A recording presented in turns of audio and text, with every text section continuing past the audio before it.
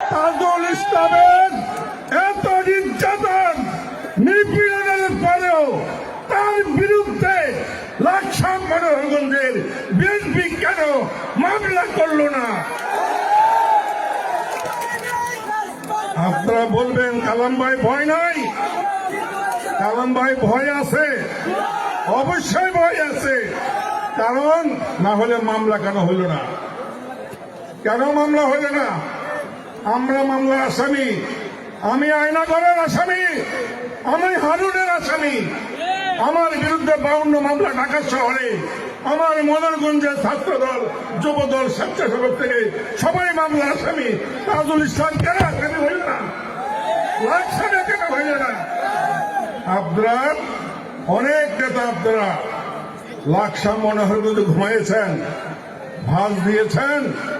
এখন আবার দেখা যাচ্ছে স্বাধীন হয়ে গেছে দেশ, আমার কোন নেতা কর্মী বিএনপি সহ আমাদের কমিটিতে যারা আছে একটি লোক কোন ধরনের চাঁদাবাজি দখলবাজিতে নাই।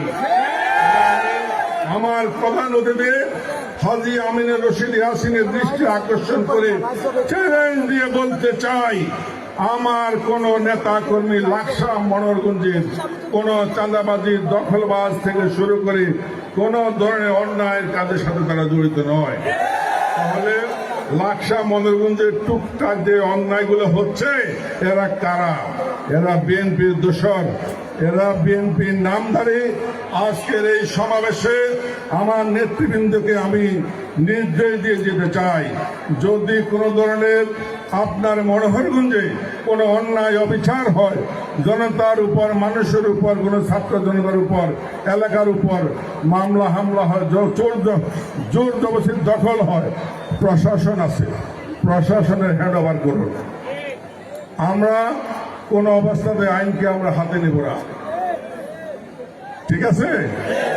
আর আমাদের নির্দেশনা হলো, আমরা অনেকেই অনেক নির্যাতিত হয়েছি, আমরা চেষ্টা করেছি আমাদের মানুষকে শান্ত রাখার জন্যে।